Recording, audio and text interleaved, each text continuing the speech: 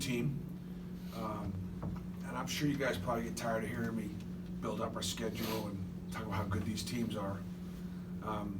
But it is a formula that we try to use in a schedule. This is I think it's the 7th team that we've played in a non-conference that's picked in the top 3 of their league. Because we feel like if they have good years, then the opportunity to beat them means more. The math is simply better. Furman's another one of those teams you just sort of stay away from. Why? Because they beat Villanova at Villanova last year. They lost by 5 at Tennessee. They're 8-2 in their last 10 road games.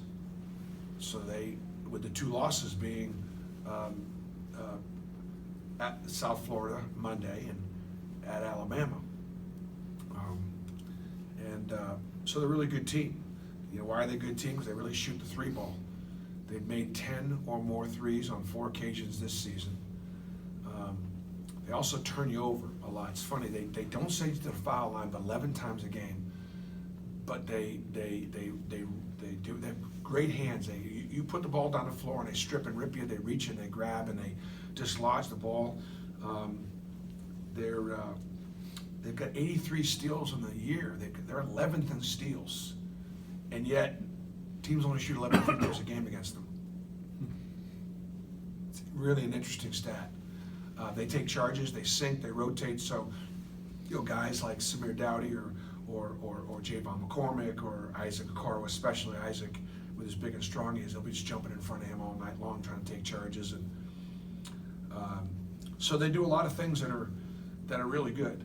That have got a point guard in Hunter that's got a 6 assist to 1 turnover ratio. He's only turned the ball over 5 times on the season, something like that. We kind of rely on turning people over. So we may not turn this team over.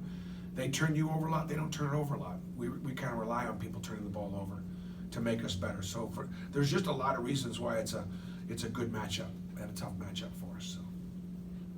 What have you seen out of the team, you guys, since you guys came back and had a chance to, I guess, work on things and regroup again? Well, the guys after the legacy and Tuesday night, everybody kind of got a chance to go home. It's been the longest we've been off. We were off for Thanksgiving since I've been here, and it was really kind of wonderful. Obviously, Wednesday's a blur when you get in at 3 o'clock in the morning on Tuesday, and then Thanksgiving. We had recruiting over the weekend, plus the Iron Bowl, which was one of the most amazing college football games I've ever seen, one of the most amazing football games I've ever seen. And so it was a great weekend. Guys came back Sunday for practice. Now, a lot of our guys were here Saturday for the game, but we came back Sunday and practiced. Got the turkey out of us a little bit on Sunday. Practiced pretty hard Monday and Tuesday with contact. And here we are Wednesday, the day before the game. We'll taper it down. It's all been about Furman. It's all been about us. And the key is, can we continue to be the most excited team on the floor? At what point are we going to start to believe the rankings, which I don't necessarily care about, nor necessarily hold much credence to. We're trying to become a very good basketball team. I think we've become a good basketball team, and we've improved a lot the last couple of months. But trust me, we've got a long way to go. The attitude's been good, though. You've managed to play all 13 scholarship players in at least one game so far this season. What does that sort of do for the players, the team spirit? I think that the chemistry is good. I think we do need to get more contribution from the bench.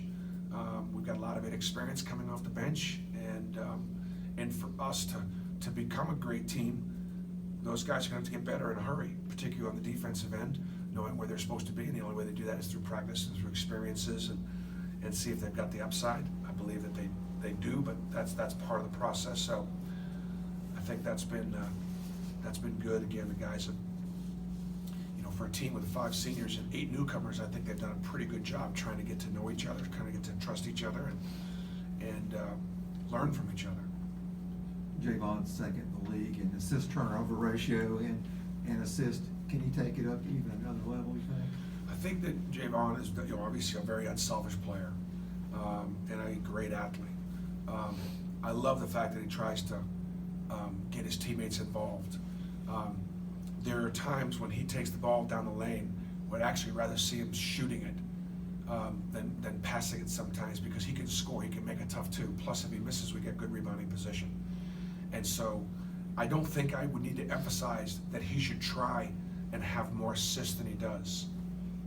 Almost right now, I would almost be inclined to saying, I want you to score a little bit more. I want him to hunt his three ball a little bit more. But I recognize that the combination of his own personal unselfishness and ability to play make for others is something he really enjoys, and we benefit from. I want him to impact the game more defensively, and I want him to impact the game even more with his ability to score. For the whole team, are there any areas you looked at specifically as areas you wanted to improve during this break? Yeah, I mean, I think taking care of the ball and having more purposeful possessions. And I think this team will, again, just by virtue that where they are in steals and where they are in turnover margin. Alabama turned over 24 times against these guys and won. But they turn you over.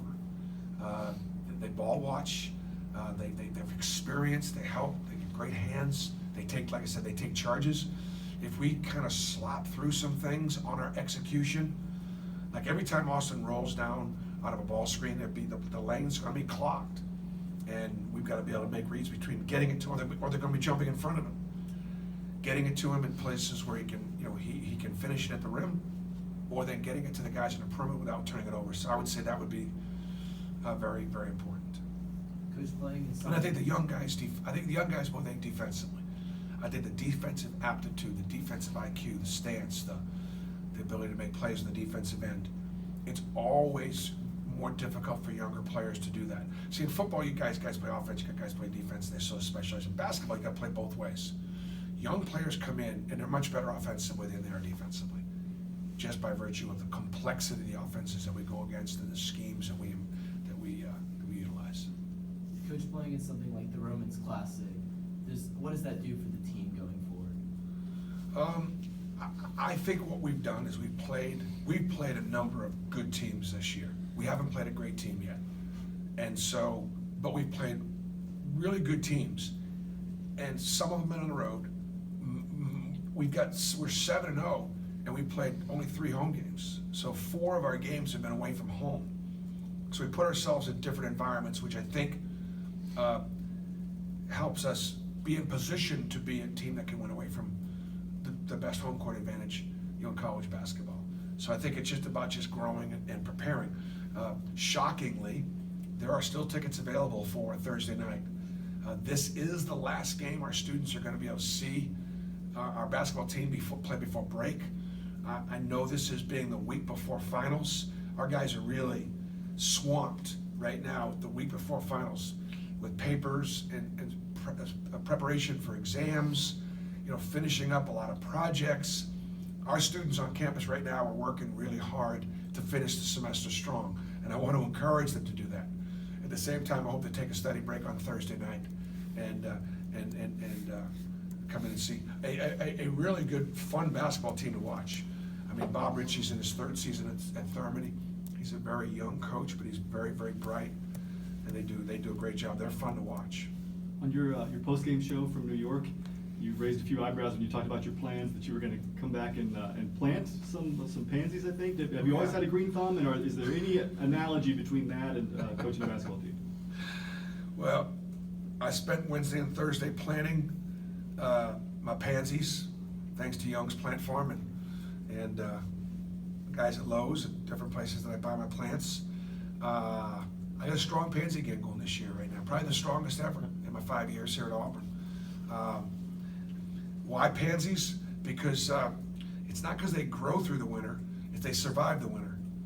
So the only correlation would be as we get into December and January, the schedule gets tougher. Can we survive like my pansies? And there's nothing pansy about a pansy now. They're a tough plant. So they should have a different name because there's nothing pansy about a pansy. Every kid. Well,